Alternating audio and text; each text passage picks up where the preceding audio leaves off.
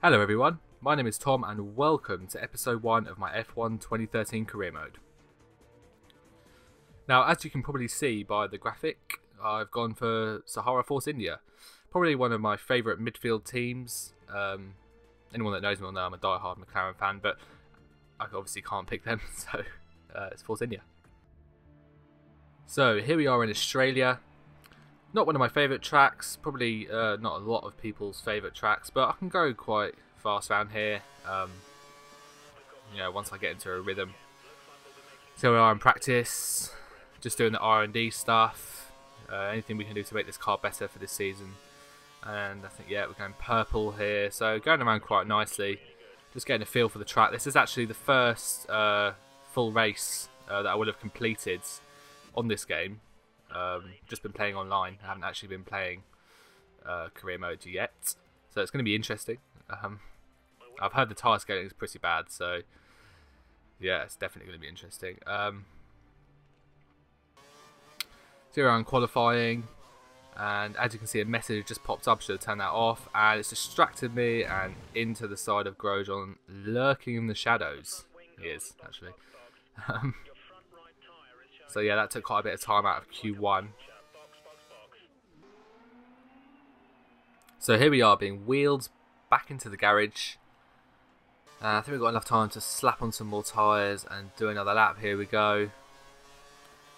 And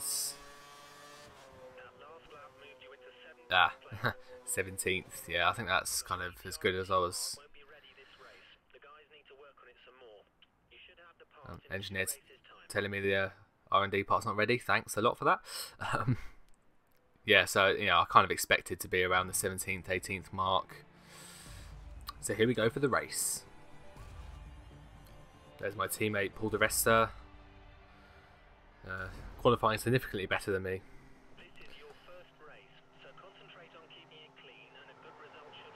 So here we've got Vern in front, Peak behind. And that's 5 red lights and away we go. Getting off to a bit of a slow start, but I'm a firm believer in using all of your curves from the start line. Taking it easy into turn 1, but still giving a few people a bash with the old wing. And I've moved up 5 positions into 12th. Esteban Gutierrez on my left. See if I can get him into this turn. Yeah, I've got a host of people there, just about not cutting the corner. I'm up into 8th now, so firmly in the point, 7th. Now I've got past. And Webber's going very slow through there. Getting in my way, Webber. Move out the way. I know it's your track, but move out the way, god damn it. So probably pushing him out slightly there, but, I don't really care. So now coming under attack from Raikkonen. Should be able to hold him off. Just take these corners nice. Bit of wheel spin there, kicking up the back wheels. Hearing the squeal. It's just about holding off Raikkonen now. So here we go to lap 2. And as you can see, the pack have pulled away from me. Kind of expected, really. And that's Raikkonen goes steaming past. And also coming under attack from Sergio Perez as well. Who interestingly in real life last year were Force India and McLaren were battling. And that's Perez going around the outside. I'm trying to race clean, so I let him go past. But interestingly, I'm not using any code or anything. I seem to have just more straight line speed there. So maybe it's my setup, but I'll go back past Perez into turn 1. And now I need to try and hunt down Raikkonen before he gets. Yes, Raikkonen's got away by some significant distance. And here we are on lap 4. My tyres are starting to completely fall off. Sort of every corner, sort of understeer really. And as you can see, I'm very, very slow relative to my previous pace, and Perez is hounding me. So it's very important now as we get towards the pit stop phase that I just try and hang in there and just put some relatively good lap times. And I don't know what happened to Perez. He must have pitted, but that's my teammate behind me now. As you can see, the end of lap 5, going very wide onto the grass and skidding into the pit entry. And my tyres are just completely shot. I mean, they're just brick red.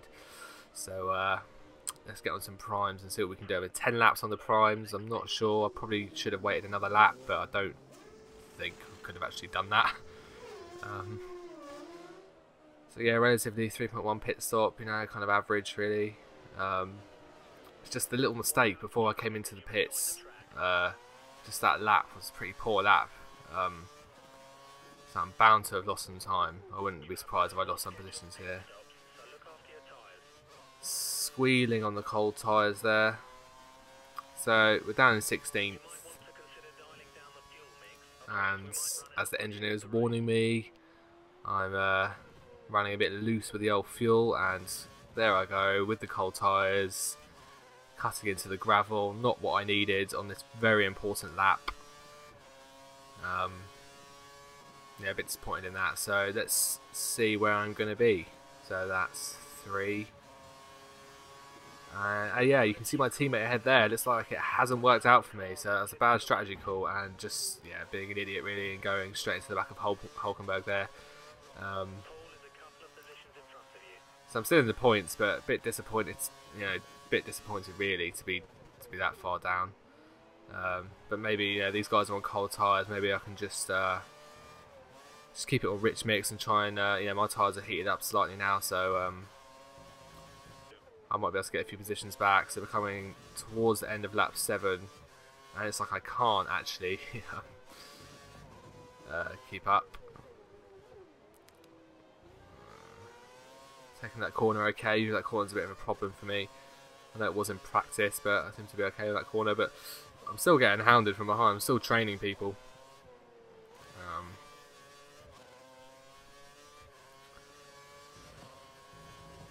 So, you know, I'm just building up a bit of a rhythm here. You know, so as you can see, I'm going a bit faster. Not going purple though, which is a bit of a shame because I've got no hope in catching up with the AI unless I start to do purple laps. But I kind of resigned myself to my fate, really. So now we've got Gutierrez behind us and a couple of other cars, and my teammate is 2 positions ahead, so he's not too far ahead. A little mistake between the two, they started battling perhaps, but it doesn't really look like it. So coming up to the end of lap 8, Gutierrez is definitely quite close, and as you can see there, I'm minus a couple of laps of fuel there, so I've really got to watch that fuel. Only 6 laps to go. Of course, the AI as well, they'll have some fuel left, and as you can see, it already feels like my tyres are starting to go off, as ridiculous as that does sound. I'm starting to do a bit of drifting. So coming up towards the end of lap 10, and seems to have caught up to Bottas, which is some sort of miracle. Completely unexpected there. We caught up to the back of Bottas, so let's see if we can go past. You see the excitement, the adrenaline, just getting the better of me there, really. So yeah, I was quite close to Bottas there, going wide on that corner, but I will have DRS for this straight. And there's the engineer again telling me to get down to mix 1. Whether I listened or not, I'm not sure. Yes, there we go, there's me going down into lean there. Which is not going to help me at all now, because if I can only catch up to Bottas because I'm in rich, if I'm going down to lean, then I haven't got a hope in hell. So, yeah. So, yeah, going wide again. Like I said, my tyres just do not feel good. I think it's my setup. I think for the next race, for Malaysia, I'm really going to have to put in a bit of research for the setup. Like I said, I'm not that experienced with doing a full race. You know, usually just doing the 3-lap sprints. So yeah, and there's me going slow again, and it's going completely wide on that corner. I've got, who's that, Grosjean right behind me now. So it's not really looking good. It's kind of hard. Yeah, there's me cutting the corner slightly there, just out of desperation to not let Grosjean get past me. So coming up to the end of lap 11. My tyres are, the tyres are pretty brown now. I'm on -3 laps of fuel now, which is just ridiculous. So I've only got 3 laps of the race left, so I don't know what I was thinking. That's very bizarre. What on earth I was thinking, I do not know. Still being hounded by Grosjean, cutting the corner a bit again there. I really don't like that corner actually. It's not. I don't agree with it at all. So Grosjean's getting very close to my gearbox now, so I just need to take it smoothly. Try and drive as consistently as I can, and still on -2 laps of fuel with 2 laps of the Grand Prix to go, so it's really not looking good. It's looking quite foreboding for me now. Very worrying times to be on that, to be minus that amount of fuel at this stage of the race.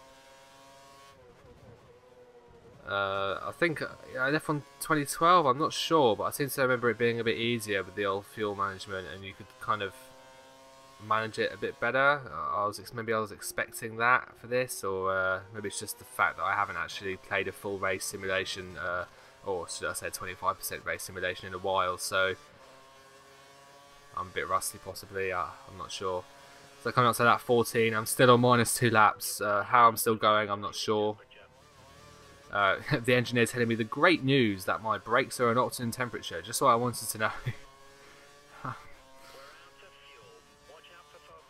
And apparently we're out of fuel. I still seem to be going. We're out of fuel there apparently, according to the engineer.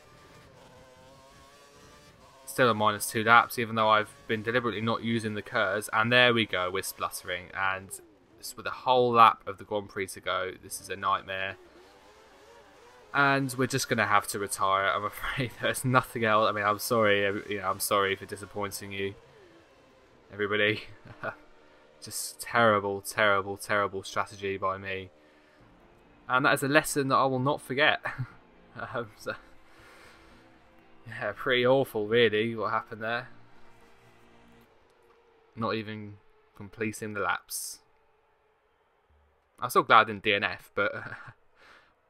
well, I kind of did. Well, I did DNF, didn't I? I did DNF from fuel, but I didn't crash or anything. And there's me very upset with the engineer. I'm saying I'm not taking this anymore with your silly fuel strategies. It's your fault. Get out of the way. Get out of it. Anyway, thanks for watching.